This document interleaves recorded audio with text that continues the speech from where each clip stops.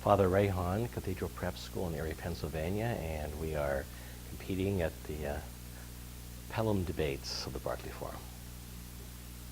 And how long have you been involved in debates for? Well, since the 1966, unless you count high school. I've coached in college a little bit and then after ordination, so probably, including high school, probably about 50 years. And how long have you been a key coach for? Probably about 25 or 26 years. And what does it mean to be a key coach and to you, and how have you handled that honor? Well, it is an honor, certainly, because you're chosen by people who are already there. And when we first came to the Barclay Forum back in 1980, it was a new experience for us because we knew who a lot of the people were, but they were all very successful people. And as a result, anyone who's chosen by those people as a person worthy of honor is someone who's really done something that they noticed.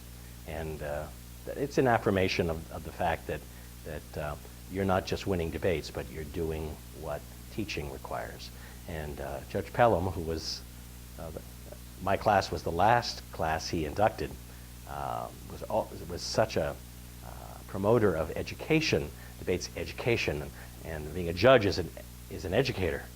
The ballot is an educational tool, we always used to say, and gave us that speech at the beginning of the tournament every year. And if you're really serious about teaching, then this is another way to teach. And it's outside the classroom, so it can be a lot more fun.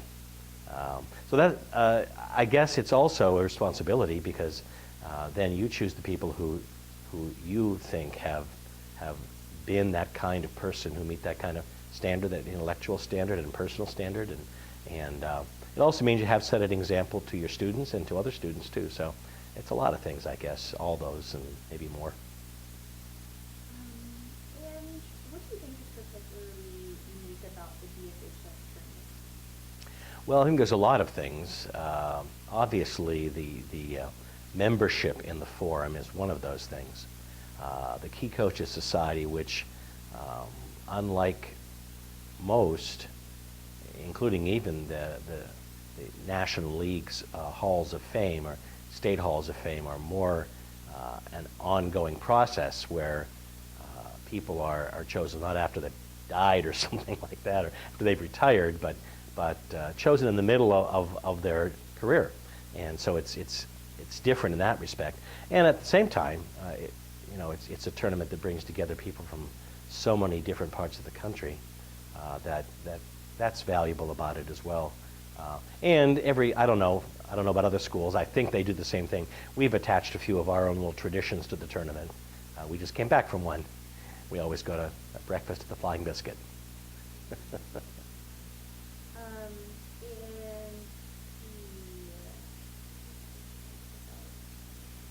me, you went to Emory University? Nope. No, I went to seminary. Seminary, of course. Yep. In Erie for a couple of years and then in Baltimore for 6 years. So I had no connection with Emory prior to our first team competing here, except that my kids went to an institute and they talked to kids who had gone to the tournament. And so they said, we need to go to this tournament. So the first year we came, we didn't know what to expect exactly.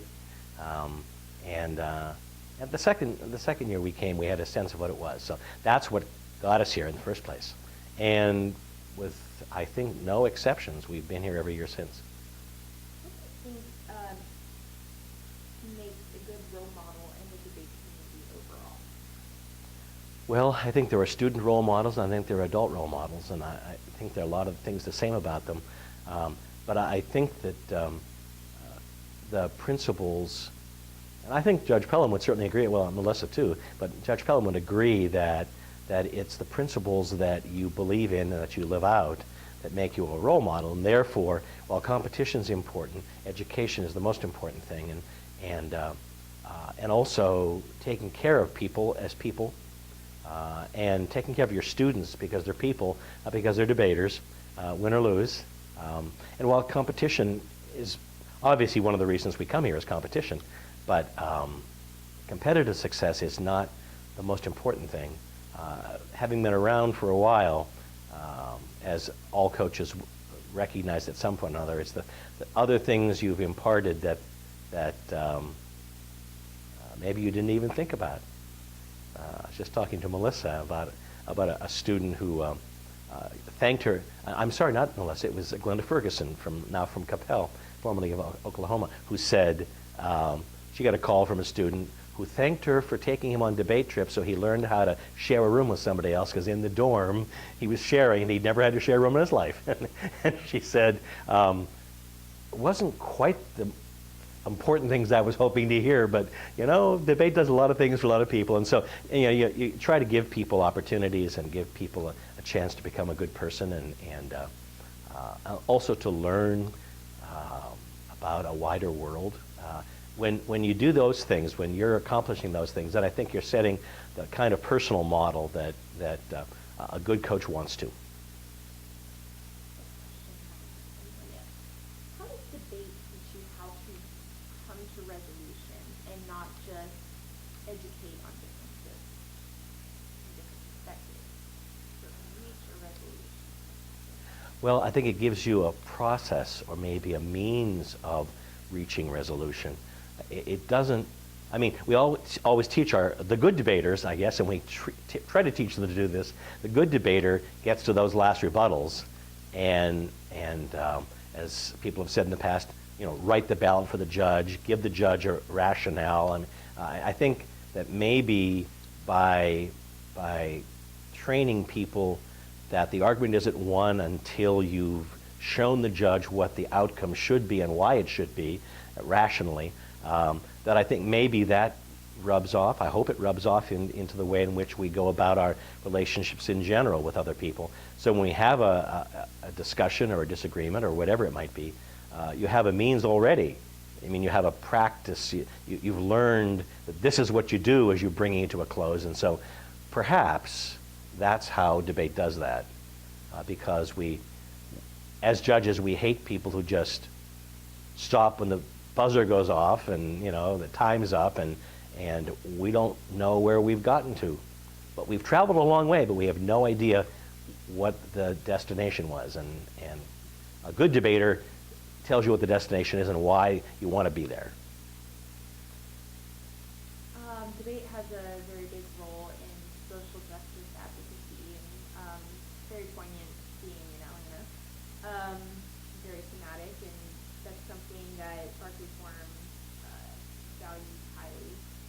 Tell me about how you think debate can impact social justice, both domestic and international. Well, I taught social justice for many years, and I enjoyed teaching it a great deal. I don't see a difference between that classroom teaching and what we call theology or morality. I don't see a difference between that and what a good debate training tries to do. One of my younger students, he's not the only person who ever said something like this, but he just said a few months ago, he said, debate has been an eye-opener.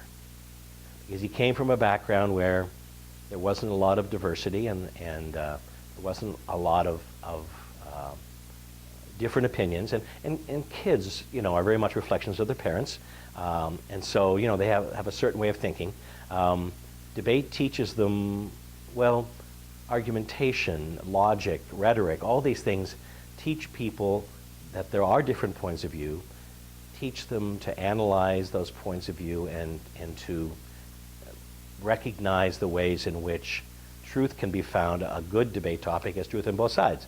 So it teaches you respect for the truth on the other side, I think, and it also forces you to address issues that you probably wouldn't otherwise.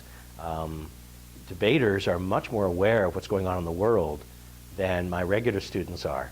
I am constantly, even my part-time teaching now, I am always unedified by their failure to really know what's happening in the world and debaters can't afford to be that way, because they're going to find somebody who knows more than they do, and they're going to look dumb.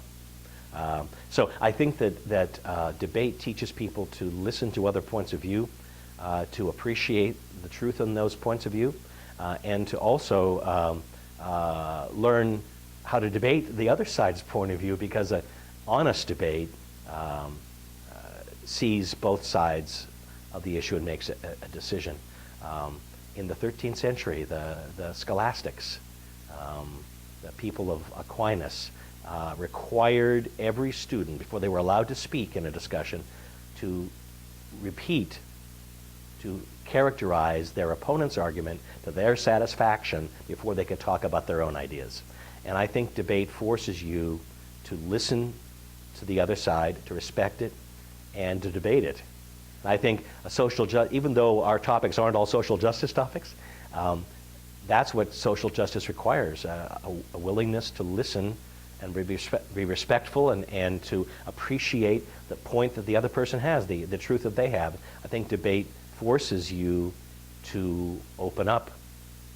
And once your mind is open, no telling what's going to enter into it.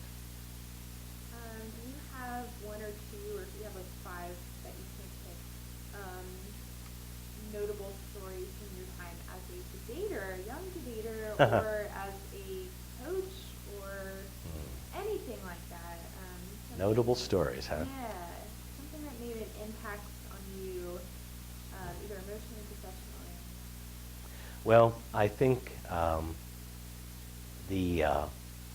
it's not a particular story in a sense, but the loyalty and continued connection of students with whom you've spent a great deal of time. Students from many, many years ago who are still close, who still recall the experiences, both good and bad. That's one story, I think, and every coach probably, I think every coach has that story, that they, because of the time we spend with them, you create relationships that are lasting relationships. And while everybody has those, the amount of interaction and time spent with people creates bonds that in lots of ways just never die. Then there are crazy stories, like the time I was driving home from a Chicago tournament on the Ohio Turnpike, and it was snowing like crazy, and there's only one other car on the road, and it was backing up towards me on the interstate. All the kids were asleep, thank God. That all of us have driving stories, I think, and also I think the people we've met, and unfortunately the people we've lost as well, the people who were extraordinary. Judge Pelham was one of those people, but Paul Slappy and Phyllis Barton and Richard Sodico, and people like that who were younger than I am now when I first began coaching, and who were such extraordinary people, thoughtful and helpful and generous, and that's so many people like that. It's hard for me to think of being the person I am without having met those people, and I still enjoy going to tournaments because I still see the ones who are left. There aren't very many of us of that generation left, but those relationships are another story. The adult relationships we create with people from other schools who are friends still, and who influence us in many, many ways. I've been taught by a lot of people, and were it not for debate, I wouldn't be the person I am either. Okay, are there any last messages that you would like to send to anyone? Well, I don't know that we can ever fully appreciate the impact we make on the students that we serve. I don't think we'll ever really understand that fully. I think all of us understand it to some degree, but we'll never really understand that until, who knows, maybe in the next life we'll be able to appreciate it. But it's hard to know, it's hard to believe how much impact we make just by giving ourselves and our time to people.